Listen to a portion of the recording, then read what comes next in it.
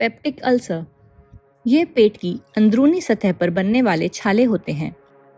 समय पर इलाज ना मिलने पर ये छाले जख्म में बदल जाते हैं। पेप्टिक अल्सर आपके पेट, अन्न नली, ईसोफेगस के निचले भाग या छोटी आंत स्मॉल इंटेस्टाइन के ऊपरी भाग में विकसित होते हैं। उनका इलाज आसान है, लेकिन अगर समय पर ठीक से ना किया जाए तो वे भीषण दर्द और गंभीर रूप धारण कर सकते हैं। अल्सर पेट में मौजूद डाइजेस्टिव एसिड, अम्ल, जो भोजन को पचाने में मदद करता है, उसके कारण से होते हैं। ये तब बनते हैं जब भोजन पचाने वाला एसिड पेट या आंत की दीवारों को नुकसान पहुंचाने लगता है। आमतौर पर म्यूकस की एक मोटी परत होती है जो पेट की अंदरूनी परत को इन एसिड से बचाती है।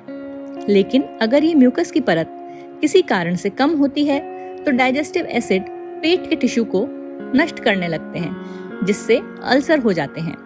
पेप्टिक अल्सर 3 प्रकार के होते हैं। गैस्ट्रिक अल्सर जो पेट में बनते हैं, ईसोफेगल अल्सर जो ईसोफेगस अथवा अन्न नली में बनते हैं, ड्यूडेनल अल्सर यानी कि ड्यूडेनम या छोटी आंत के ऊपरी भाग में जो बनते हैं। पेट के अल्सर बनने के कारण हेलिकोबैक्टर पाइलोरी नामक एक बैक्टीरिया जो आपके पेट के म्यूकस में रहता है, वह हमारे पेट के अल्सर के बनने के अधिकांश मामलों के लिए जिम्मेदार होता है। दवाएं जैसे कि एस्प्रिन और इब्यूप्रोफेन का नियमित उपयोग भी इसका कारण हो सकता है।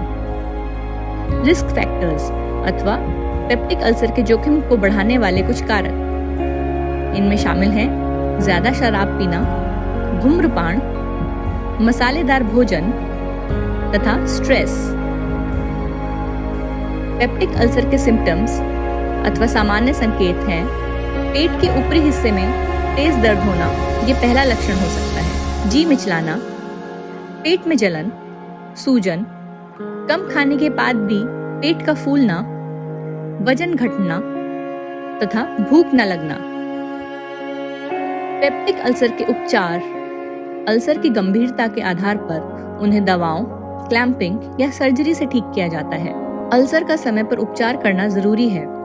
अगर इसे नजरअंदाज किया जाए तो ये गंभीर स्वास्थ्य समस्या जैसे रक्तस्राव, पेट की दीवार में छेद अथवा परफोरेशन, गैस्ट्रिक आउटलेट में रुकावट तथा गैस्ट्रिक कैंसर का कारण भी बन सकता है। अनियमित दिनचर्या, खान पान की गलत आदतें और उसकी वजह से बनने वाला एसिड अल्सर की प्रमुख वजह है।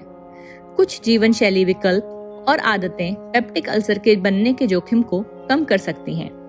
इसलिए जरूरी है कि यदि आप पेप्टिक अल्सर से संबंधित लक्षणों का अनुभव कर रहे हैं तो किसी विशेषज्ञ से चिकित्सा सहायता जरूर प्राप्त करें।